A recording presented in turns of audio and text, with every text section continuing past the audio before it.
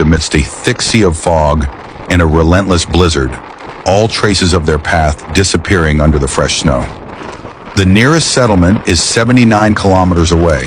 There is no communication signal, no firewood, and their remaining food supplies are insufficient for long. A biting wind sweeps across the mountainside, causing temperatures to plummet, forcing him to continue moving desperately in search of shelter and warmth.